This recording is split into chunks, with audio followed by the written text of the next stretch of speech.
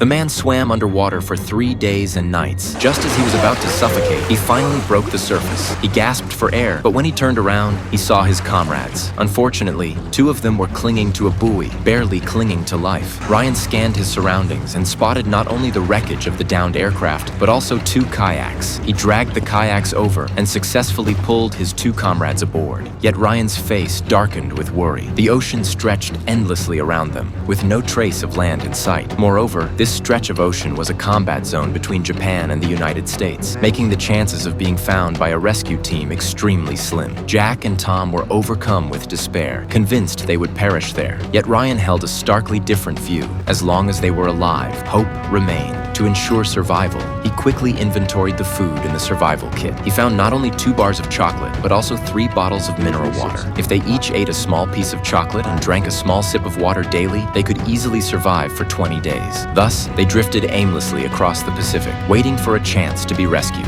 At night, temperatures plummeted. They could only sleep huddled in the kayak, arms wrapped around themselves. But soon, they were startled awake by strange thumping sounds. Looking closely, they saw sharks circling them relentlessly. The 3 spent a night filled with dread and fear. Fortunately, the sharks did not attack them. At dawn the next day, Ryan spotted a search and rescue aircraft overhead. He wasted no time, immediately firing a signal flare. Simultaneously, Jack quickly added green dye to the seawater to distinguish it from the blue. But the plane flew too high. Their figures were like ants on the vast ocean. No matter how hard they tried, it was futile. Ryan fired another flare, clearly to no avail. Watching the plane grow smaller and smaller, their hearts sank into despair. To make matters worse, Ryan suddenly realized the chocolate was gone, leaving only wrappers. He shouted at Jack, demanding to know what he'd done. Jack admitted he'd been too hungry last night and couldn't resist. Ryan's heart sank. Truly, he feared nothing but teammates as useless as pigs. By the 3rd day, still no rescue team had arrived. Starving on the kayak, Jack wept with regret. By noon, an albatross suddenly landed on the kayak. Seeing this food delivered to them, Ryan slowly reached out, waited for the right moment, and swiftly grabbed the albatross's foot. Together, the 3 men pulled the bird toward them. The taste was truly disgusting, but they had no choice. They hadn't eaten for 3 days and nights. Yet the next second,